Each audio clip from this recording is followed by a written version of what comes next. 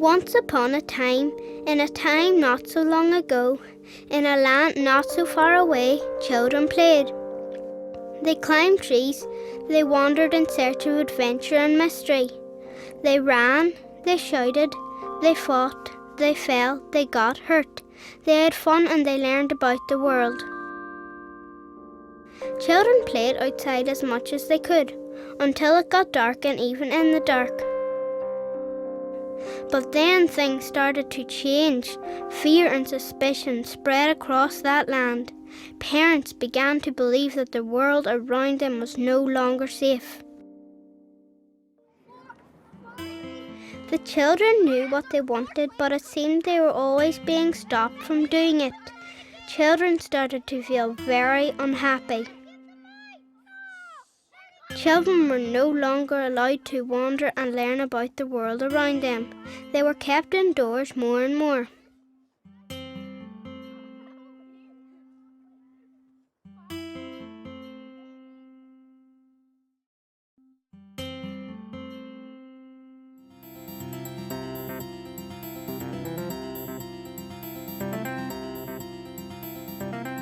When children play, they stimulate the growth of their brains.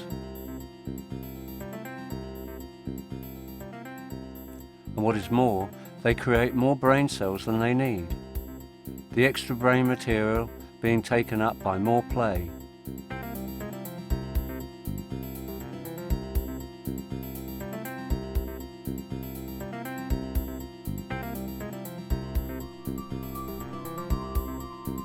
This continuous cycle of play and brain growth makes children mentally and physically flexible.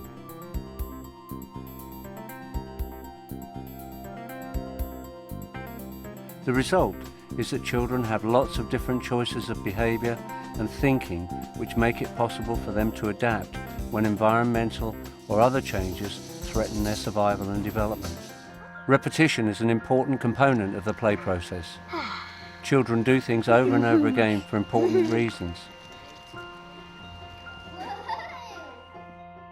By repeating things, they create the neural pathways that make the behaviour possible to repeat at a later date.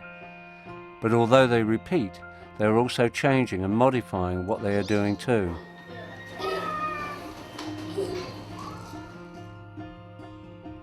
A small child may want to play with the experience of height by jumping from a low step, for example.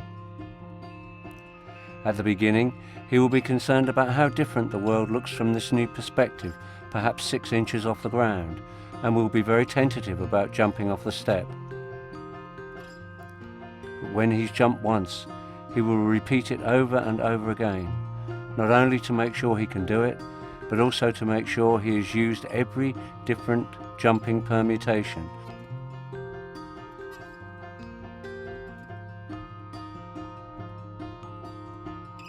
And thus exhausted the possibilities of the experience. He will jump faster, higher, forwards, backwards, jump off one leg and then the other, and he will go through a similar process with every other experience he encounters.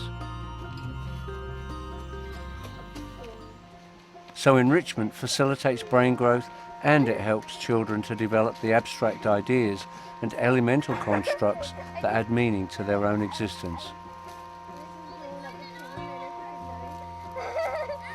Almost anywhere can act as an enriched play environment, facilitating brain growth and helping children to be stable and happy.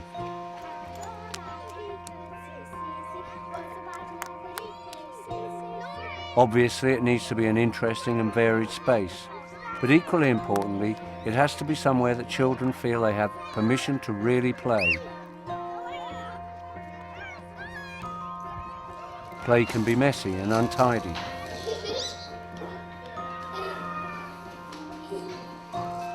It can be experimental and exploratory.